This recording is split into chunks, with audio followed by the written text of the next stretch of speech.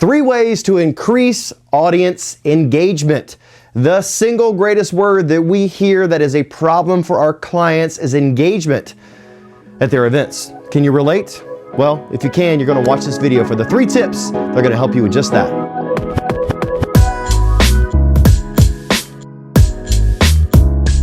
That's right, engagement. It's an important part of every single event. And at Elevate, we eliminate the plague of boring events. Might even say eliminate the problem of boring events. See, every event I've ever been to, I'm thinking about how are they going to engage me with some great audio, with something that I see, with people that I might meet in the audience, with something from the stage that I might gather and use, an icebreaker that's really meaningful and connected. Well, we've realized over our 12 years of doing this, and for me, just about 3 decades of hosting and creating these experiences, engagement is the #1 word by far that we hear from our clients that they want more of. So I want to give you 3 tips that will help you in your journey of creating more engagement. Now, I don't mean engagement like get down on one knee and have a ring, that kind of engagement. I mean your crowd leaning in, excited to tweet and share on Instagram the things they saw and heard about your experience. You want that, right?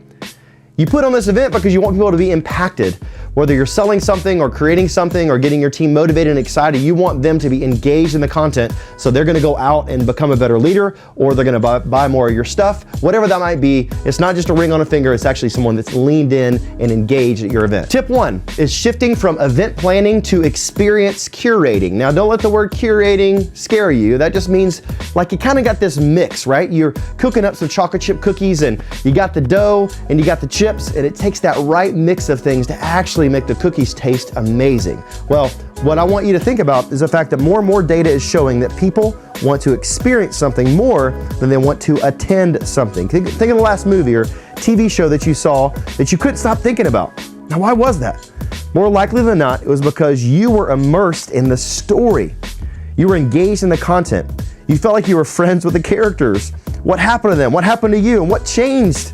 It was you. Yes, the coordination of the logistics and the planning and the process is important, but we want to walk away raving fans because you experienced something. Now, think about how you can curate a raving fan experience with your audience. What do you want people leaving and talking about? I work for the best company, or I just got back from the best conference, or that was the best 8-year-old birthday party I've ever been to, right? Well, how can you do this? Great question. We want to encourage you to start with making a list of 25 ideas.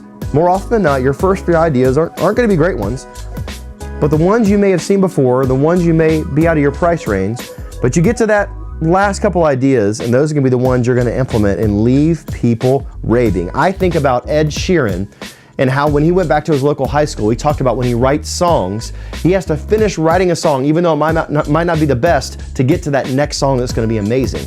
He talked about being a dirty tap of water that hasn't been turned on in a long time.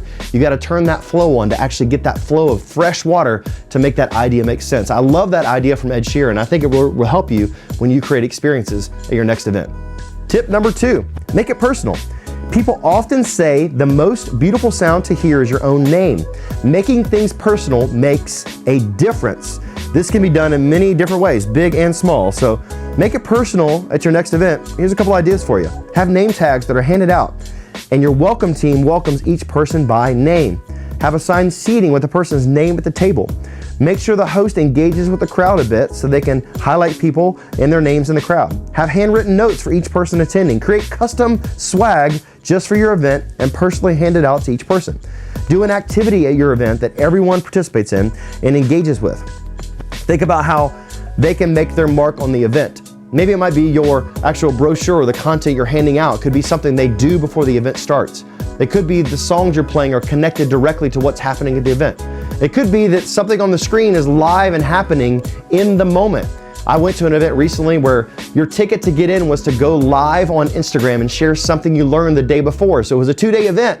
I love the engagement. It challenged us a little bit to share to our audience something that we learned from that event. It was remarkable for me, and I really enjoyed it. I challenge you to think of something like that at your next event. Now, tip number 3, consider some icebreakers. Now, you know I might probably say this because here at Elevate, we're experts at that, but I promise you they work every single time. You can go to the link in our description and look at some ones we have for sale that are do-it-yourselfers right there. Download them, use them at your next event. Because you can curate an experience for your attendees, make it personal, but you also need to make sure it's fun.